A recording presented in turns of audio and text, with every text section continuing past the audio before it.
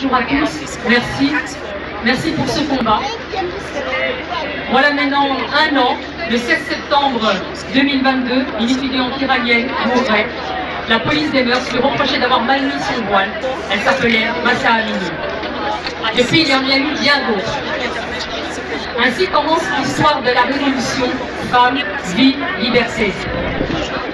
Nous nous réunissons aujourd'hui pour ne pas l'oublier, mais aussi pour rappeler au monde qu'en 2023, des femmes continuent à subir l'effacement. Son existence dérange. Les islamistes partout dans le monde agissent pour faire reculer les droits des femmes. Les femmes et les hommes iraniens nous montrent l'exemple à suivre. Refusons le voilement partout, là-bas, ici. Partout dans le monde, les fondamentalistes chiites et sunnites qui sont en conflit entre eux sont d'accord quand il s'agit de voiler les femmes et les jeunes filles mineures. Quand j'étais petite, j'ai vu à la télévision, comme beaucoup d'entre vous, la révolution iranienne islamique. J'ai vu dans le regard, puisque je viens d'une famille sunnite, l'admiration qu'il y avait vis-à-vis de l'ayatollah Khomeini. Ça laissait froid dans le dos.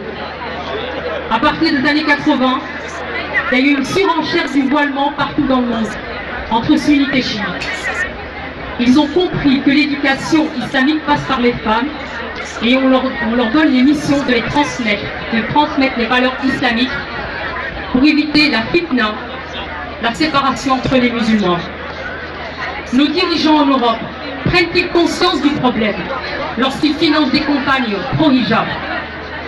Prennent-ils conscience quand ils financent des institutions islamiques telles que le FEMISO, l'ENA et bien d'autres?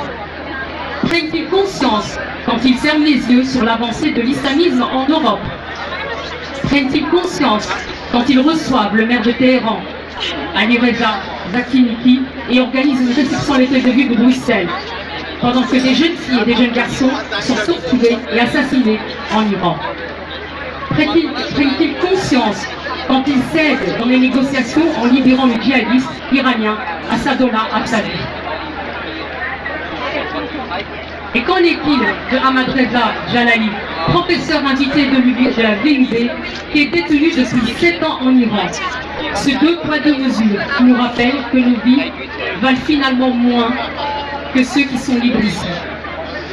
Nos hommes et femmes politiques prennent-ils vraiment la mesure de ce qu'est l'islamisme et les dangers qu'il constitue pour toutes les nations? Quand ils acceptent le voilement de leurs élus, quand ils acceptent les islamistes au sein de leur parti, quand ils disent que porter le voile est un choix, ont-ils entendu le récit des cauchemars des femmes qui ont dû le porter durant des décennies? Entend-il le récit de ceux et de celles qui sont affranchis du dogme islamique? Comment l'ont-ils vécu? La répercussion sur leur vie, les pressions sociales, les ruptures au sein des familles, les violences sur les femmes et les enfants. Quand vous marchez dans les rues, ne voyez-vous pas le nombre de voiles qui augmente dans notre capitale? Ne voyez-vous pas l'augmentation du port du voile chez les mineurs? Êtes-vous solidaire quand vous permettez le voilement dans la fonction publique? Attendez-vous que nous soyons sous le même régime qu'en Iran? Vous avez oublié comment tout ça a commencé en Iran en 1979, en Algérie avec le Front islamique du salut dans les années 90, les années qu'on appelle la décennie noire, avec l'Afghanistan. Avant ces régimes, les islamistes, on nous vend la liberté de culte, la démocratie.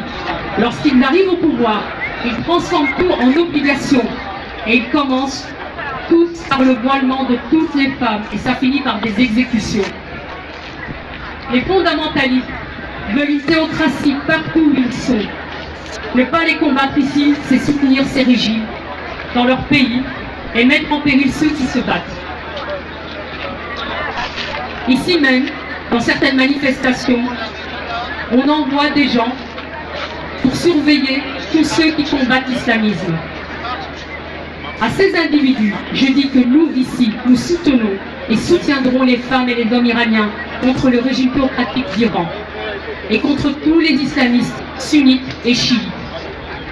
En solidarité, toutes les femmes qui portent un voile devraient l'enlever et le brûler. Parce que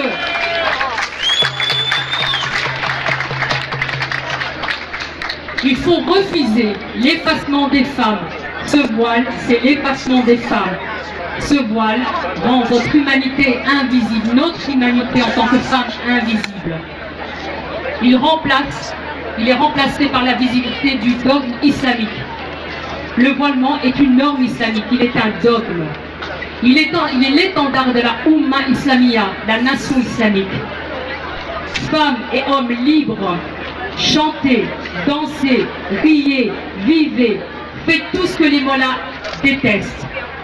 Alors aujourd'hui, nous allons célébrer la femme, la vie et la liberté. Femme, vie, liberté. Femme, oui, liberté. Femme, oui, liberté. Femme, oui, liberté. Merci à tous.